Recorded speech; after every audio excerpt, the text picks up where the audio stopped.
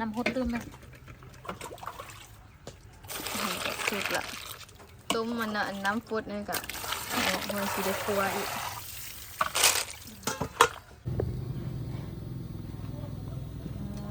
เป็นวิธีจีมะแคนสมัยดั้งเดิมบางคนก็เอาท่านี้มันจี้อันเดียวก็แจ้วเนาะบ่ายเงี้ยงบ่ายเอาแจ้วเซิร์ฟแล้วก็เอาท่านี้โยงตะกินเพราะว่าแซ่บบ้านกับเจ้านี้เมานี่หลงใช่ไหมเงินคือกันมืดมื้อนั้นอันไปนั่งนั่นกับเขาเมาเบียร์เมาเหล้ามาลันอยู่ๆเลยว่ามันย่างมานั่งนะว่าอ้าวเป็นผู้ดึกคิดว่าฮู้จักเขาบ่ฮู้หรือว่าอีกมาอ้าวมาถามว่าสุเจ้าแม่นไผ่เพิ่นว่าอีกเอ้าเจ้าแม่นไผ่นั่งอยู่ตู้มันหลงเหือนเด้ โอ้ อันนี้ออกไก่กับซุปผัก เรื่องปนบัตร อันหอยแม่นั่นอีแม่เอาไว้กินมื้ออื่นซะเพราะว่ายังจิ้มบ่หันแล้วป้าตัวสีแล้วยังบักหลายๆกว่ายันเพิ่นอันหิวข้าวสบายดีตอนแรกเด้อทุกคนเนาะยินดีต้อนรับเข้าสู่ซองติ๊กสาวเราลองซานคือเก่าคือเส้นเคยมื้อนี้อันมีพี่น้องมายามเนาะเพิ่นมาแต่นครหลวงวิงจันทน์เพราะว่ามื้ออื่นนี้เป็นมื้ออันป้อนบัตรเลือกตั้งเนาะต้องได้ไปเบิดทุกคนที่ได้อยู่เมืองลองซานนี่เนาะอยู่บ้านนี่ถ้าว่าอยู่ต่างแขวงแม่นอันตั้งแขวงนี่อันเอาแม่ตั้งแขวงนี่อันจ้อยมันคือบ่ได้มาป้อนบัตรซั่นตอนนั้นเขาบ่ได้ป้อนบัตร เขาแจ้งคือเขาแล้วได้ว่าลูกอยู่ไกลแล้วก็บ่มา เอาแม่นางคือว่าได้มาซั่น เอาในคนอยู่บ้านเนาะ เบิ่งก็บ่งามล่ะอยู่ป่าพูด เขาเองอยู่ป่า อยู่บ้านก็มีเงินแน่ เอาแม่นางคือได้มาซั่น แต่อยู่ป่าอยู่พูด เอาแนวบ้านอยู่นี่ก็จะมาผู้นึงก็จะมาผู้นึงบ่เนาะ เอาเข้ามาหมด อันนี้ครอบครัวเด้ครอบครัวคนอยู่นี่ก็ต้องได้มา ตัวบ่ได้เบอร์ยกใหญ่กันว่าเฮือนอยู่มีผู้อยู่ได้เฮาก็ขอบป้อนพุ่นเราก็แล้ว ไอ้สี่เด็ก เพราะว่าอยู่เฮือน เดียวเพิ่นนั่น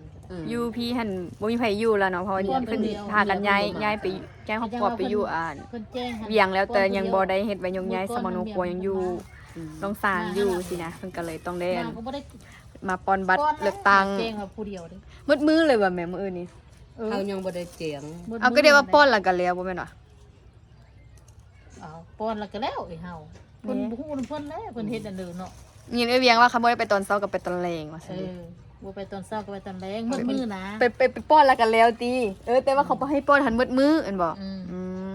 คิดว่าเฮานี่สิได้อยู่มืดมือ บ่แล้ว บ่ได้ทำมาหากิน เฮาน่ะไปคิดแล้วก็ บอกประตูเฮาบ่ได้ บ่เคยไปป้อนว่าจัก เจี เทื่ ย อ งเขาแล้วเขาเบอร์บัตรเฮาตี ว่าเขาจะมาแจกใบอันนั้นเนาะแจกใบอันนั้นเขียนแล้วก็ปนบัตร เขาเบอร์ เราค่อยกระบอกป้อนครับ เขาเบอร์บัตรเราก็บ่ได้ป้อน บ้านเก่าเนาะ เพราะว่าพอรู้มีเพิ่นเป็นอันในบ้านเก่าเด้เนาะ เอามาเทนระบบกันชวกเบิ่งกระเป๋ากันบ่เห็นน่ะ นี่เหยิงมาแล้วเหยิงมาแล้วเบิ่งอันพอดีตูบกันแล้วนี่นะเมื่อกี้พ่ออันเจียนี่ จะลอง เป็นกองหลังเมื่อเพิ่นเจียอันนี้ไหมแบบเนียนแท้เนียนว่าเพิ่นเอ็ดงามขนาดแบบเพิ่นเฮ็ดคือเพิ่นเฮ็ดเฮือนเลยนะนี่เป็นเจียอันนี้แบบเรียบขนาดเขาจนถามซื้อเลยเนาะเยิงเอ้ย จะนอนแห้งแล้วป้อมันว่าแม่ เยิงเอ้ยอ๋อไปหมดมือเลย ไปผู้ที่ก็มาแล้วบ่อนเงิน ไปลินกับปิ่นแก้วอยู่เฮือน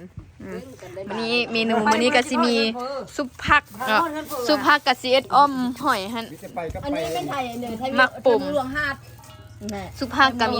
ผักรวมเนาะมีผักหลายๆอันนี้มันผักบีเอียนว่าคือเนาะแต่บ่ บ่ได้อ แม่ ยู่ น บ้านอยู่เหือนนำเขาอยู่แต่ป้าแต่ปี ผักกาบปีมันคือผักบีเอียนแหละนี่ๆๆโอ้แม่นผัก แม่นพักกันตัน ผักกันตัน แต่บ้านอื่น คือเนาะผักบีเอียนนี่หายสาบสูญเลยบ่เห็นเลยแล้วก็มักปุ่มผักซุปผักรวม สุภาพ ผักนอกผักหาดหึนผักอหย่างกันตันโอ้หลายผัก น้ำนมมันยังทัน แล้วก็มีผักบอลหนามนั่นเด้มักหวานๆที่สุดแหละ เด้คนซ้อมสนีล่ะ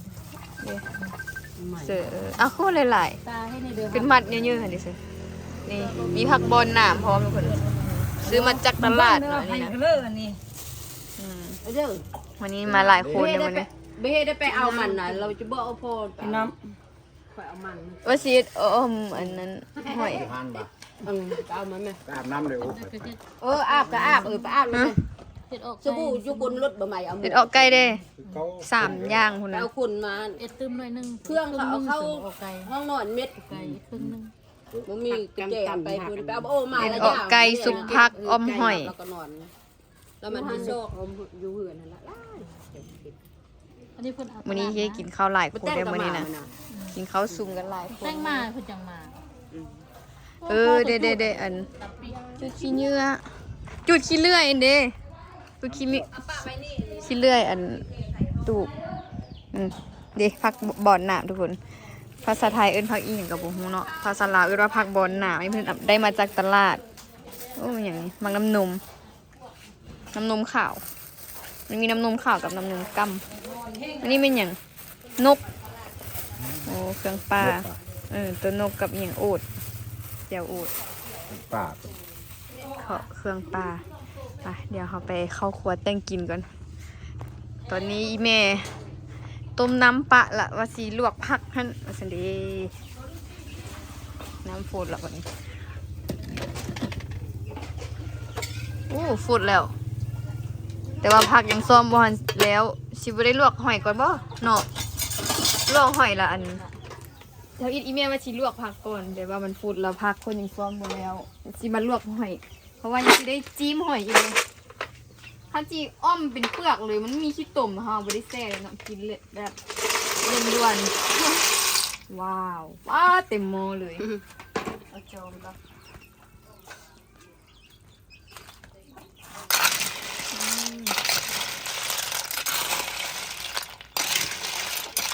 ลวกแล้วก็ชิมมาจิ้มแล้วจะมีอ้อมมานะ เก็บเอาอันใบมะขามแม่ใส่นะ บริใส่ดิเพราะว่าเขาจะได้จิ้มเอ็ดออดิเอาบริจิ้มจำเจียวเห็ดอ้ออ่ะ เดี๋ยวจะอยากกินต้มยำโอ้ เอาน้ำฮดตึมไหม สุดละต้มมันนะน้ำฟุดนี่กะมันสีได้ครัวอีกอยากจะจิ้มหอยแบบนี้มาวันนี้เขาสิมาจิ้มหอยกันทุกคนจิ้มมันนี่เอาตามันออกขั้นกินตามันนี่นะตามันเขาว่ามันเมาแต่ก็บ่เคยกินเทื่อก็จะว่าเมาฉันบ่ได้เอาจิ้มหอยนี่ตุ้ยนานแล้ว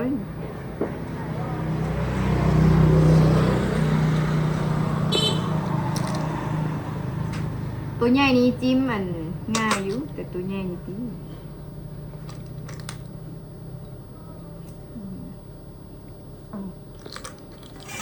จิ้มเอาตามันออก บอกคู่มาใส่เปลือก ได้คือคน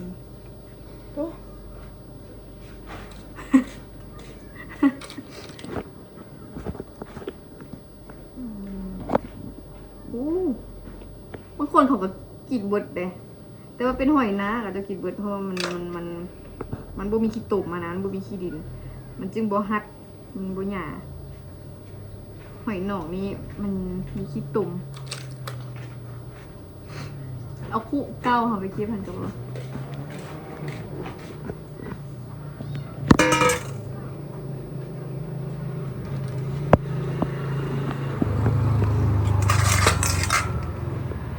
ตัวน้อยเนี่ยตามออกยากจิ้มยากกินตามเลย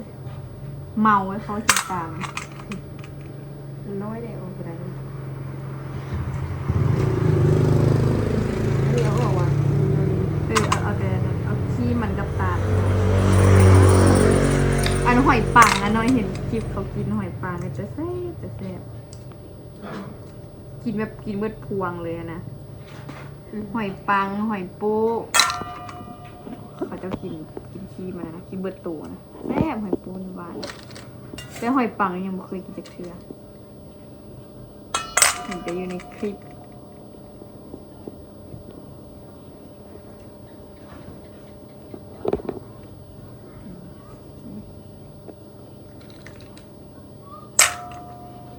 ถ้าเต็มปูปอปีนี้บ่เห็นอันไทยพุ่นม่วงเอาอันหอยปูมาขายไปปีกายนี่หลายป้าตัวนี้ใหญ่แต่จ้อยเนาะคันแซ่ข้ามคืนนี้ให้จ้อย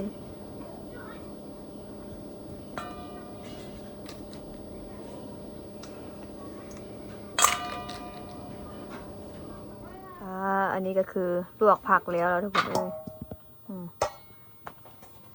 และอีเมลซีเมเอสออกไก่อันนี้จะเอาไก่ไปคั่วกันจง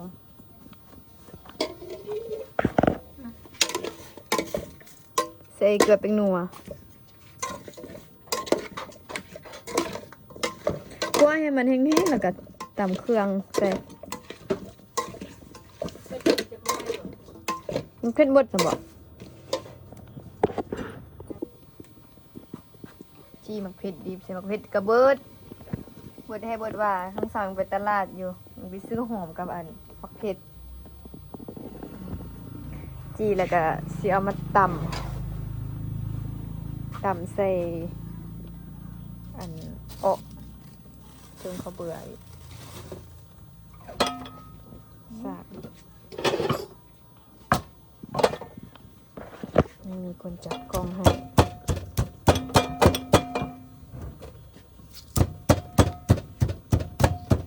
จำที่เขาเบื่อเลยสิแม่ ตำมานักต้นตำก็เบื่อแหละที่มันแค่ตัด ใส่มาแค่นี้แค่คือมุ่น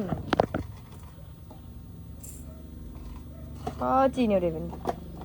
ดูท่านสิ จีโหมดใหม่เอาทานสิโจงัน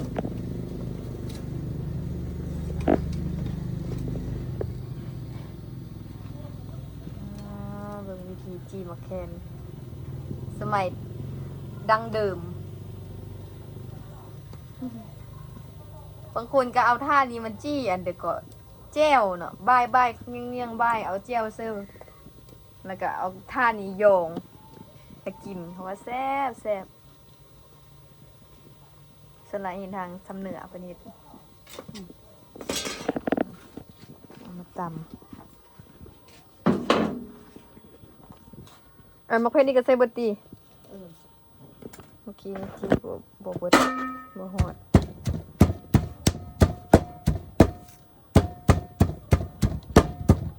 ปดมะเขือ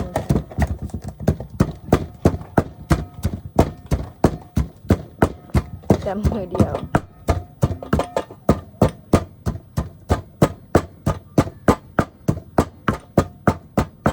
หอมขนาดเลยหอมมะเขือนะเขาเบื่อใช่เขาเบื่อ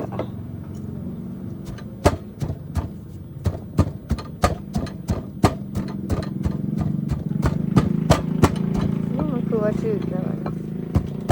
เกี่ยวลืมใส่หอมบัวแดงเกือบพึกซิโมบอกอันใส่หอมบัวแดงจากสองหัวตำใส่กับข้าวเบื่อของเพชรนี่นะ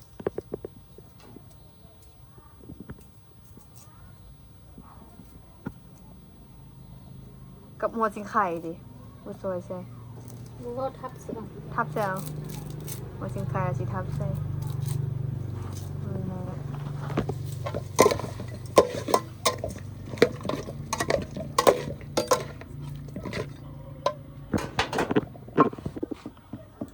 นี่ก็เอาน้ำดื่มใส่น้อยหนึ่ง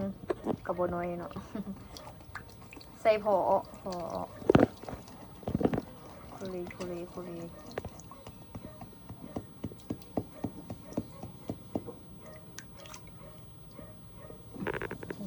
ตอกไปเลยเอาวันนั้น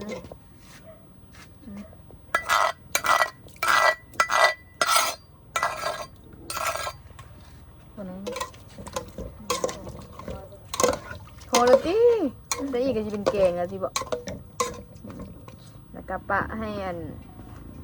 ไก่เขาสุกแล้วจึงเอาหอมแหบอย่างใส่ละฟามอน อันนั้นสิ ใส่อีกใส่หลายนี่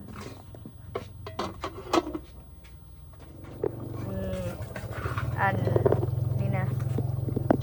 ดูนะไวขนาด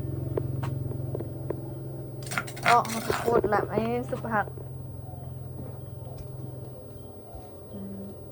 เขาเริ่มประกาศเป้งๆแล้ววันนี้มืออื่นเลือกอันปอนบัตรเลือกตั้ง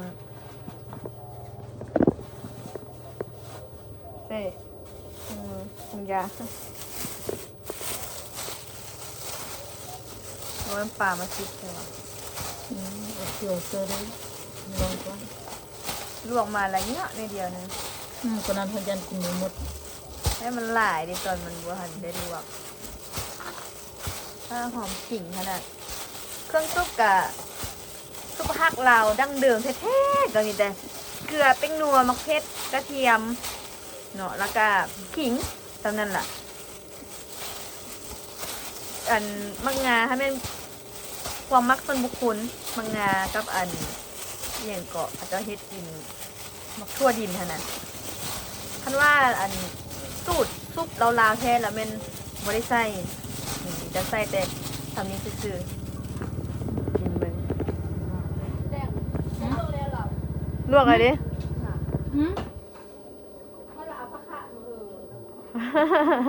ลวกซะเลยก็ได้เป็นยังไม่เปิดไฟนี่เลย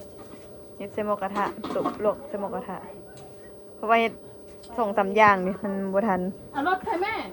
คนหลัง เป็นแล้วเด้อแม่ เอารถไปน่ะรถไปก็จะมาไหวบ่ยันมาก็โกงงามบ่ อ๋อ โกงงามบ่ ผักค่ะ พวกสุขัวอยู่ มันอันนั้นไปซอกใส่แกงนอบ่มีตลาดก็ยังบ่มีผักเน่าย ำนี่บ่มีเนี่ย เมื่อยมักตัดน่ะมันพ่ง อืม เอาปลาคาเสื้อแซ่บเด้ ซีเบิ่งแม่มีหากระ ย่าง สุก เกลือ จ้างว่ะเอาน้ำปลามาซื้อบ่ ค่อยว่าจะโทรค่ะเจ้าเพิ่นโทรศัพท์อยู่นำบ่โอ่ง เฮ็ดเด้อ เจ้าเฮ้ออันผ้าอันพักผ้าอันนี้ นี่ เป็นแล้วเด้อจ้างว่ะใส่น้ำปลาวะน้ำปลาอยู่เทิงเฮือนก่อน สบายเด้อ ผมทำเขาคิดได้เขาบอกมา โอ้เพิ่นเอาข้าวจี้มาตอนผักอันนี้น่ะอึดแม่อยู่อันตลาดน่ะบางมื้อก็บ่มีบัดมื้อเฮาซอกกินหั่นน่ะบ่มีอึดแค่อึดว่าตะกี้สิได้อึดอันนี้หลายบ่หลายนี่ งานพยายามว่าเนาะ มื้อหน้าไปเบิ่งเอาว่า มื้อใดแกงเนาะนำกับปุ้นนี่เนาะ ว่าสิลวกกับปุ้นซื้อมือ ปรุงได้ไหม เดี๋ยวกิน น้ำปลาอยู่เทิง เดี๋ยวก็ลวกกับปุ้น บ้านกับเจ้านี้เมานี่หลงใช่ไหม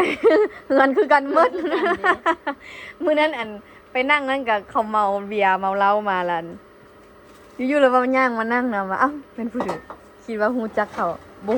ฮู้เลยว่าอีกมาอ้าวมันมาถามว่าสุเจ้าแม่นไผเพิ่นว่าอีกเอ้าเจ้ามันเป็นไผ นั่งอยู่ตู้มันหลงเหือนเลย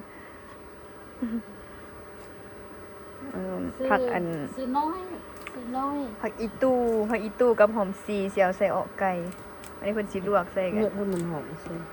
ลวกใส่สุผักอีก มีเนื้อเชื่อกับ ใส่ แต่ น้ำมัน เอาเอ้ยอยู่หนวลนะเจ้าห้องน้ำนี่ มะนาวกันสิไป ปลา เอา ตัวเซ็กซี่เนี่ย ฮะ ตัวหอยเนี่ยนะ เขาสิเอาใส่แต่ผักซี ให้ตู้บ่เสื้อว่ะ บ่เขาสิเอ็ดอ้อม บ่ซื้ เจ้า อ อันบ่มีที่เขาเจ้า อันหุง อ้า แล้ว ว มัดเดียวซ้ำนั้นซื้อ โทรหาบ่ ได้ ละ ละ ค่อยหุงแล้วล่ะเด้ ได้ซื้อสอง หุ อัน ง ก็ แล้ว บ่ได้ เพิ่นเอาปันเขาเฮ้อบักไอ้เนี่ยอันน่ะ หอมป้อมันซื้อมา พ่อ สาม เฮ้อ อั เอามาน พี่เห็นน่ะจักเพิ่นเอา มันก็เอาหอมลงไป เพราะว่าไก่เขาสุกได้ที่ละ โอ้ลืมของบัวคนไหม โอ้ชิติดโมละอันนี้มันเอาอันนี้หัวซีไข่ลงไปแล้วนี่คนๆสิแล้วก็ปรุงไปเลยซีมแล้วติแม่ แล้วก็เสิร์ฟกับ ซีมแล้วป่ะ ยัง อ้าวซีมมึงก่อนบุรี เอา ซีม ได้ เดียว เท่านี้นึงว่ะ จางเลยนึงแต่ก็พอดีเราบอกบุกินเค็มได้ น้ำบ่น้อยคนว่ะ สำเร็จเสร็จชิ้นไก่หนึ่งย่าง โอ้ ทุกคน เป็น อัน ล นี้ ม ออกไก่กับซุป ล หั ม ก เรื่องเปิ้นบัด อันหอยแม่นั่นอีแม่เอาไว้กินมื้ออื่นซะเพราะว่ายังจิ้มบ่หันแล้วป้าตัวสิแล้วยังบักหลายๆกว่ายันเพิ่นอันหิวข้าวแล้วก็เลยว่าพากันกินก่อนซะอันส่วนหอยแล้วแม่นั่นจักหน้อยผู้ใดกินข้าวแล้วแล้วสิจิ้มไว้แล้วอันมื้ออื่นจึงเฮ็ดกินเนาะเพราะว่าจิ้มนี่ใช้เวลาดนอยู่เด้จิ้มผู้เดียวเด้มาเด้อทุกคนกินข้าวนำกันเด้อขาดตังกล้องบ่มีเด้ได้จับเลยเนี่ย เป็นให้ส่วนได้เข้าแล้วหรือพวกเมืองยา เอาเขาบ่กินว่ะแตง เขากระทรวงสมบูรณ์ มาแม่ตุย พวกเมืองโคโบโกมี ดู ทุกอย่าง เนี่ยนี่ วันนี้เขาจะกู้ บวงนี่คือมีหลายอันเนี่ยมีงานตลอดนะ กว้างไปเลย ไปกินเจียงกิน เมื่อวานนี่ก็ หมายว่าแล้ว มืดบ่ยากเลยไอ้ตุยนี่ไอ้ติ๊กคือเดียว บ่ได้ไปเซ่อ ในตัววาง เต็มแล้วไปแล้วบางเลย เอาบวงนี่น่ะคือหลายแท้ ลูกศิษย์อันมงสมวน นี่เขาเจ้าเราคนเดียว เนาะอยู่ไกลข้าวเหนียวกินข้าวเหนียว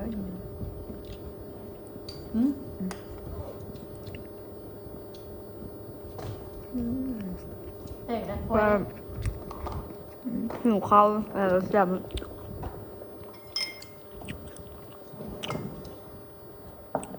เขากินน้ำพร้อม เดี๋ยวขอตัวกินข้าวกันเด้อทุกคน โอ้ก็โทรให้แม่มารับเอาลิมารับเอาเมือบุญเรา ยองอันปีหัวปวดตัวหัวปวดหัวปัด มาวันนี้กินข้าวอิ่มแล้วก็สิมาจิ้มหอยคืนอีก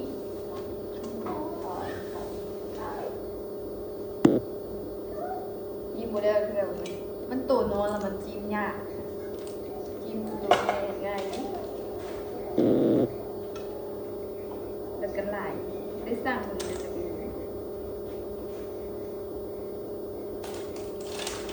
น ร้อยตู้ เต็มน้ำเพลงเลยเป็น เองนี่เหรอ ผู้นี้ประตูเขานั่งมีหมูมาอยู่บนพื้นกลางอีกน้อยล่า เขาพูดได้เป็นคนราคา แล้วต้องหาปลาแล้วลงหอยมันเสาร์เลยยากปลากันให้เงินปิ้งปลากินบอกอันนั้นไม่ได้กินปิ้งมันได้เดียวเลยในท้องอย่างกันดับไฟปิ้งปลา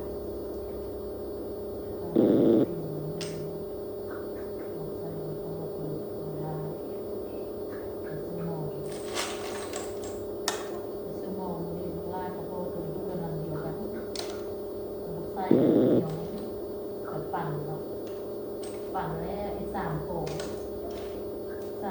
วันนี้สมุอายคนละมาโกะซึ่งกันได้หลายกว่าบ้านนั้นมันได้น้อยผู้เดียวนั่นเนาะได้น้อย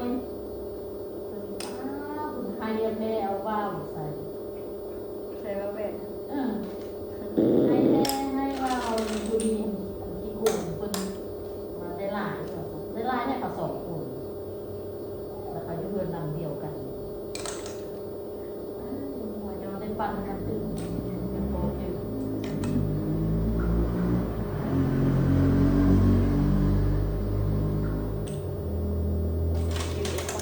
ก็เหมือนเนาะ ที่มาอันนี้เอามาจุ่มหอยด้วยส้มหอยนะดูดิเป็นตึ้งเป็นยิงนอน นอนหลายนะนอนตื่น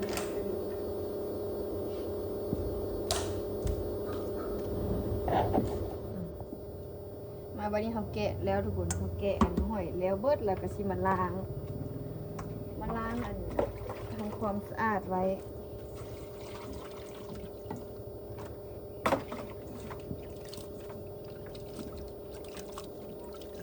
ข ราะว่าบางตัวมันก็ยังมีขี้ตุ่มอยู่เฮาบ่ได้อันนั้นดิ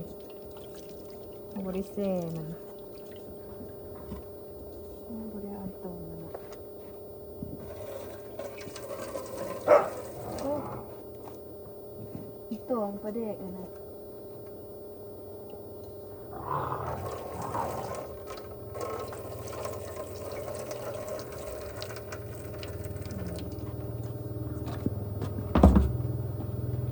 มาคั้นใส่เกลือขยำเกลือ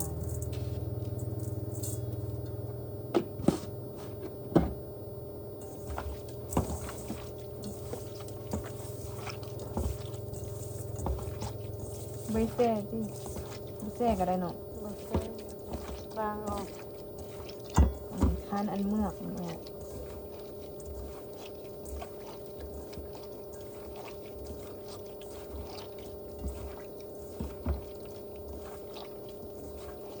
ก็บ่ได้คันแหง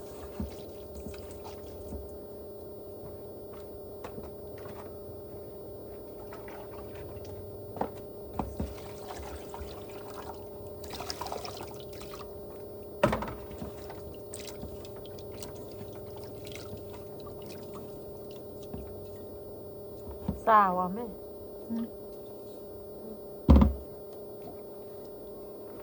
ใช่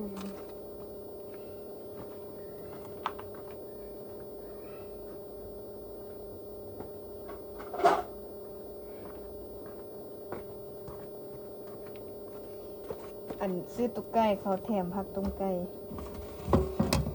ผักกระสุนยาเป็นยาหอม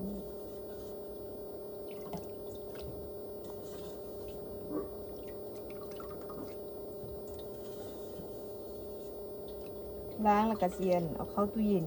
ไว้มื้ออื่นจึงเฮ็ดกิน